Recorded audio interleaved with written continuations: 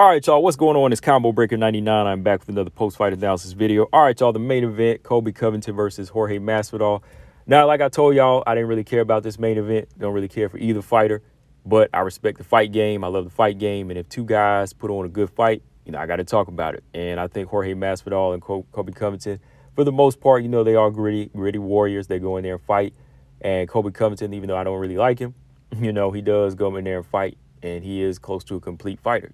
He's very dangerous, and, he has the tools, to impress. So I had to come back on here and just talk about this fight a little bit. I didn't get the double KO like I wanted.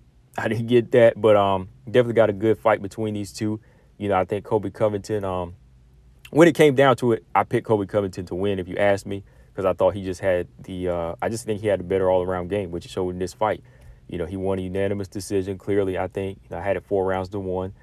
I think that this is what I always say about fighters. You need a well-rounded game. Wrestlers need striking and vice versa. And I think that early on, a lot of people thought Jorge Masvidal would land something big, or he would outslick Colby Covington. But Colby Covington, he's been in the gym with Jorge Masvidal time and time again. You know what I mean? This is like the Agapova Marina Moreau fight.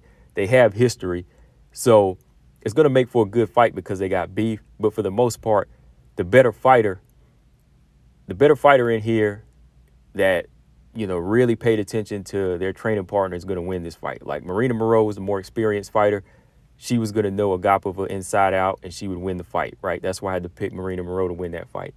Same with this one. Colby Covington, Jorge in the same gym. The one that's just much more polished and knows their fighter inside out, that fighter's going to win. That's why I picked Colby Covington to win this fight, His striking proved to be too much and overwhelming at times for Jorge. And his wrestling, of course, was too much. There was just time and time again, Colby would get the back of Jorge in this fight near the cage just to kind of show him that if I want to submit you, it's here.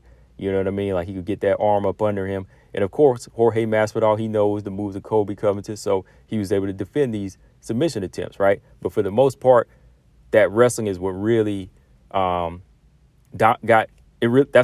what really dominated Jorge Masvidal in this fight.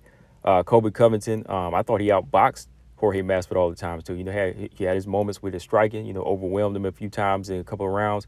But there was, I think it was around 3 or 4 where that ground and pound was just, vicious. It just, it was just dominating. It was just dominating over Jorge Masvidal. And I thought Herb Dean might have to step in and stop it because Colby was dropping elbows. I mean, he was dropping ruthless elbows and just ground and pound to the body and to the head on Jorge Masvidal at the point. So, yeah, I just had to pick Colby Covington because his gas tank is on 200.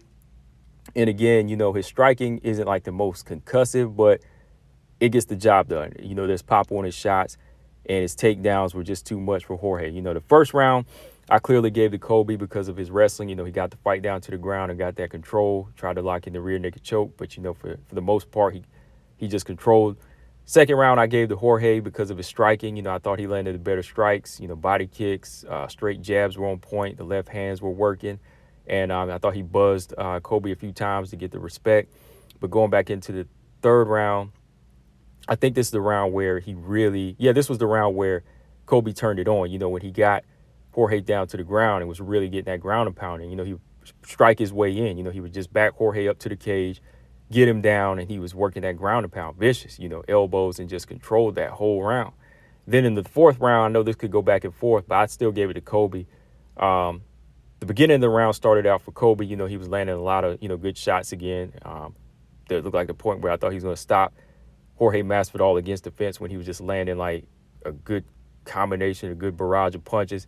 But eventually, when he got Jorge down, I was like, here comes another moment where he might submit him. But Jorge, used that takedown defense, slid back up, rocked Colby pretty good. I thought he about dropped him and had him out, but he took his foot off the gas. So with that, I had to give the round to Colby. I thought he just landed the better strikes and had more control over the round, stand up and on the feet. Fifth round, he shut it down, got him down to the ground, just mauled him and kept him there and just outworked him, almost stopped him again, just landing some vicious shots on Jorge Masvidal. So for the most part, like I said, this fight pretty much played out how I thought it would go. Colby Covington, just using everything in his arsenal against a slick boxer and slick striker like like Jorge Masvidal. If Jorge Masvidal didn't have the space to work and the thinking room, he wasn't going to win this fight because Colby Covington stayed in his chest for the most part, on the feet and on the ground. So, yeah, man, just took a well-rounded game to, dominate a guy like Jorge Masvidal. So overall, it was a good fight. Like I said, I wasn't really going for anybody in it.